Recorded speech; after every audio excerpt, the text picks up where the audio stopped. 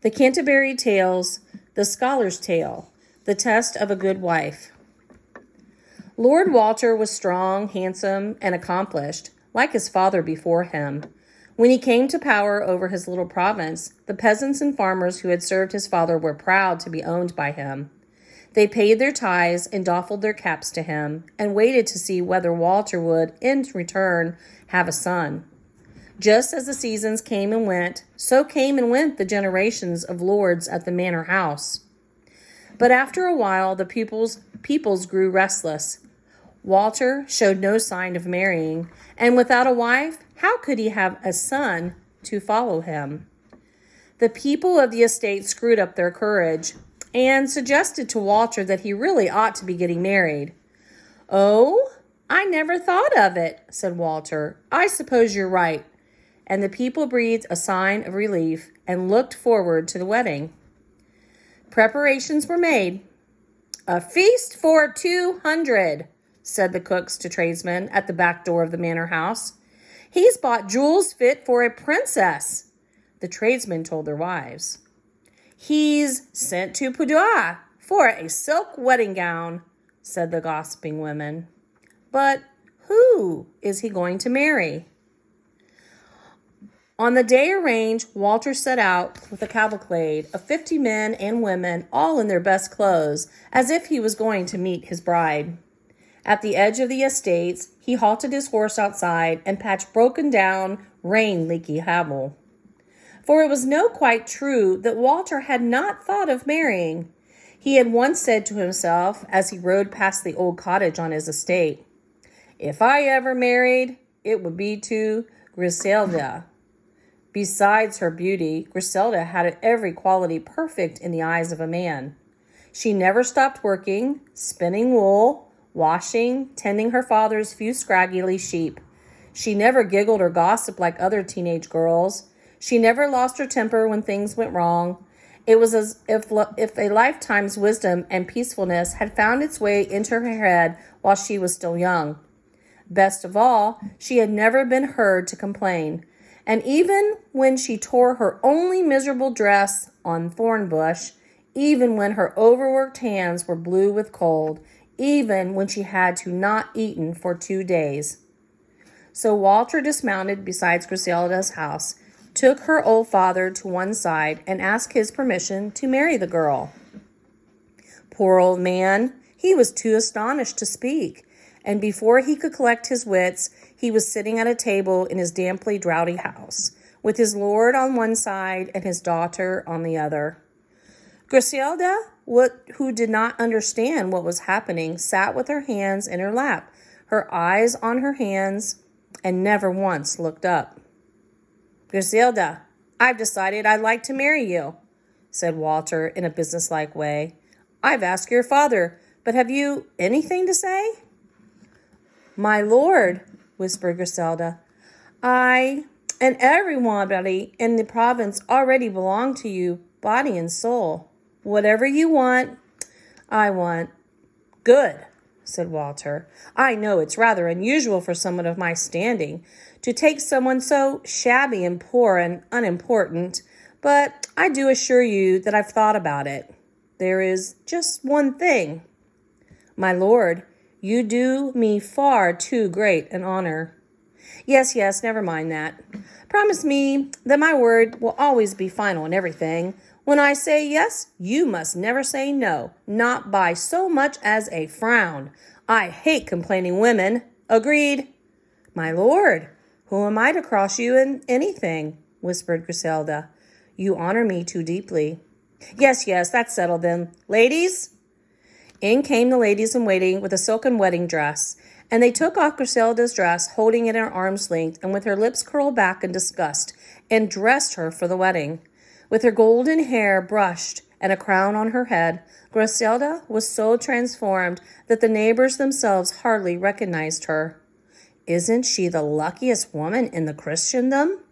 they said to her old father as they watched the procession move off.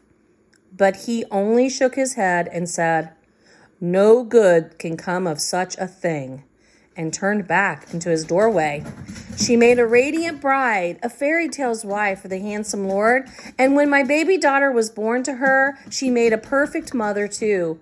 People came from all over Italy just to see her. When Walter was away, Griselda would take his place in settling disputes and lawsuits.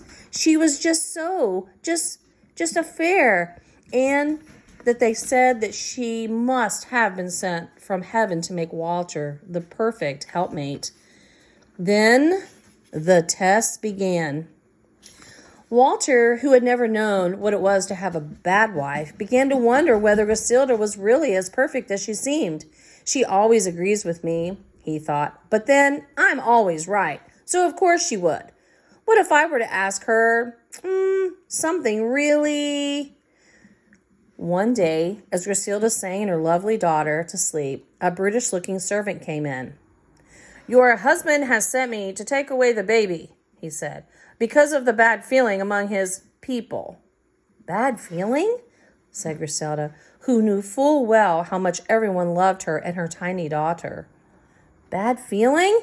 "Yes, ma'am, against you and the little girl, on the account of you being no better than a peasant by birth." The young mother looked at her baby sleeping in the crib, but Griselda's face showed nothing of what she was thinking. "Walter knows best," she said. "Do whatever he told you to do." The servant bit his lip and shuffled his boots on the floor. Then he snatched up the baby as if he would kill her, but tucked her under his arm and strode out of the manor's house. Next morning, Griselda greeted Walter at breakfast with her unusual smiling cheerfulness and went about her day as if her little daughter had never existed. She was never again heard to mention the little one's name. But perhaps when the baby boy was born to her, she had twice the reason to love and cherish him. Walter now had what he and the people wanted most, an heir to inherit the manor and estates and the family's noble title. Delightedly, he watched the boy sit up, crawl, stand, toddle, and speak his worst words before the old cruelty took hold of Walter again. "Madam," said the serving man, slamming into the bedroom and grabbing up the boy in his two fists, "your husband has sent me to take away the boy because of the unhappiness he's causing." "Unhappiness?" gasped Griselda, who knew how dearly everyone loved the little lad. "Your husband's button people are unhappy thinking that your boy might one day become lord over them, him bearing no better than a peasant, thanks to his mother. That's what your lord and husband says, lady." "Can such a small boy cause such a great unhappiness?" said Griselda, taking her son's face between her hands to calm his crying. "Well, if my good lord thinks so, then you must do as he tells you. Who am I to argue?" After the servant had shut the door behind him, Griselda never spoke her son's name again, or shed a tear. "What a wife!" thought Walter gloatingly. "What a good, obedient, loyal wife! I know how much she loved those children of hers." And then he thought, "Of course I've given her the life of luxury here that she would never have had with her father. I suppose she would say and do most anything to keep her fine clothes and her soft bed. I wonder how she would behave if I..." The idea stayed with him, played on him, preyed on him for week after month after year. In the end, the temptation was too strong. He announced publicly that he was divorcing his wife. "I'm sorry, Griselda, but the people in my villages on my farms just can't stand the sight of you anymore. They call you a washerwoman in velvet and Scythian silk. It just cannot go on." Griselda, her hands linked in front of her, her face a little pale, her calm eyes expressing nothing about her head, and said, "No, of course, Walter. You must marry again. Someone young and well-born. I am very sorry to upset your people." "Well, I can't have two wives, can I?" Walter blustered. "You had better go back to your father and give me back everything I gave you on your wedding day." "I can give you back my wedding ring and my jewels, lord," said Griselda quietly, "and leave all of the fine dresses in the chest upstairs. But your ladies-in-waiting burned my old ragged dress. Leave me at least the dress I stand up in." Walter turned his back so as to grin and congratulate himself on choosing such a wife, such a matchless wife. There was a thrill in the pit of his stomach like the one he felt when his arrow pierced a deer he was hunting. How far can I go? He wondered. And he said, my new wife might want to wear that dress you have on. So Griselda unlaced her sleeves and brocade and velvet dress and let them fall to her feet. You may keep the petticoat, said Walter, though his throat was tight and dry. As Griselda turned to begin her long barefoot journey home, he called her back. Oh, Griselda! Yes, husband of mine? I'll need someone to organize the wedding, and you know how to handle the servants better than anyone. You won't mind helping out, will you? There were angry murmurings from the peasants and farmers as Griselda walked home to her father's shovel-down hut. They do say Lord Walter murdered his baby daughter, said one milkmaid to another. And his little boy, too, said the other replied. You can see what he thinks of us working folk, said a young farrier. Not good enough for his fine company. He'll marry a princess next time. You just wait and see. But soon they grew excited by the preparations for the wedding, and they had forgot the way Walter had treated Griselda. She hid her shabby misery in her father's split and patchless hut, and because she never complained, because she smiled as much as ever, they foolishly supposed that she was happy. A feast for 300 people, said the cooks to the tradesmen of the back door of the manor house. Jewels fit for a queen. He sent to Padua for silk and Brittany for the finest lace, and he sent to Brescia for the bride. She's only 15. On the day of the wedding, no one was busier than Griselda. She added the final seasonings to her sauces. She sprinkled flower petals in the finger bowls of water. She polished the marriage cup that the bride and groom would drink from. Then she greeted the guests at the door and was so charming and gracious that they wondered where raggedy scullery maid had come by such manners. Winding through the vineyards and the meadows came the lavish procession of Walter fetching his bride-to-be. Her younger brother, a boy of about 10, rode on a dappled pony. He wore a scarlet suit, and his curled hair sprang on his shoulders. The bride herself rode in a white-covered carriage hung with curtains, while her ladies-in-waiting rode side saddle, sadly watching their hems sweep in the dust and mud. What do you think of my bride-to-be, Griselda? Called Walter as he rode past her in the gateway. She's very fair. My heart jumps strangely at the sight of her. And do you wish me joy, Griselda? He taunted. As much as always, my lord. Walter had to turn his back to conceal his pride and joy. Such an exceptional wife, he thought cowardly. A wife in a million, but he said, you give us your blessing then, do you, my one-time wife? Of course, my lord. Who am I for you to seek such a blessing? But I would like to say one thing. I do not believe your new wife's upbringing was the same as mine. She's delicate and sensitive, not used to hardship and suffering. She might find your test harder to bear than I did. I do most humbly beg you, be kinder to this wife. Only then did Walter call to an end of his long joke. Griselda, wife of mine, go and dress yourself in your finest clothes and sit with me at the head of the table where a wife ought to sit. All this was just a test to see if you would keep your promise and agree with everything I said and did.